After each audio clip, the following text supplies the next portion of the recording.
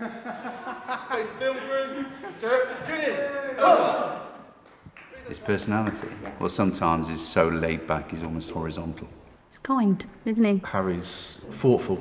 So my name is Harry Fisher. I'm a freestyle skateboarder from the middle of the UK, about 20 years old, and I've been skating almost 6 years, 5 years, 6 years now.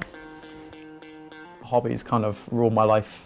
I don't really care about the job that I have. The job I have is so that I can pay for my hobbies. I'm quite a creative person by nature. I like customizing and doing everything my own way, which is why all my boards have like art on them. But it's also a factor of just being bored as a kid. There's only so much you can do when you're surrounded by farms and trees. So you learn to pick up new things when you can. So I think that whole ideology that freestyle's kind of limitless. You can kind of just go anywhere you want with it. It's only limited by the laws of physics, essentially. So I think that's my favourite side of it, yeah. In Taekwondo, because of the way it's been taught, because it's originally a military martial arts, so it being a military thing, everything has a correct way of being done. Everything has the most efficient way, the best way to generate power. This is how you do it. If you don't do it this way, you're doing it wrong and you will be corrected. Which obviously sounds very rigid, but it can be quite enjoyable to do it that way. It's like, it's kind of like people who prefer English to people who prefer maths. I prefer maths, so I prefer there being one correct answer, me being able to find the correct answer, which is why I like Taekwondo so much. And then the creative side of me, I love freestyle because it gives you more expression and more ways of doing things your own way.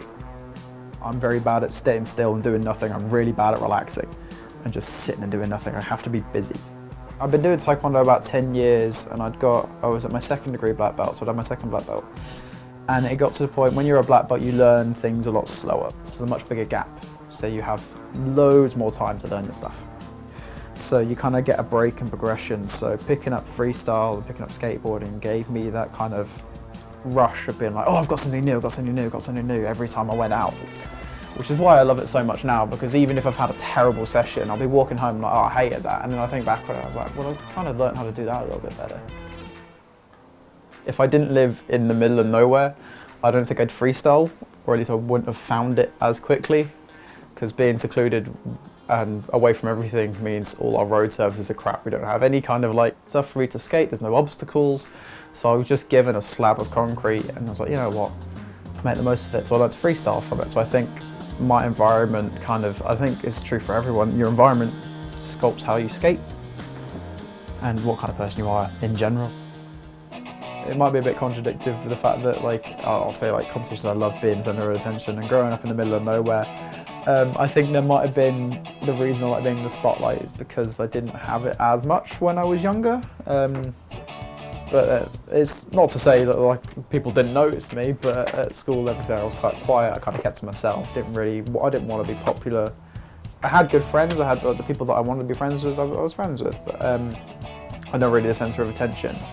But the few times where I was, when I like excelled in the class, it felt really good. So I think I kind of got hooked on that and was like, yeah, no, I love being the centre of attention.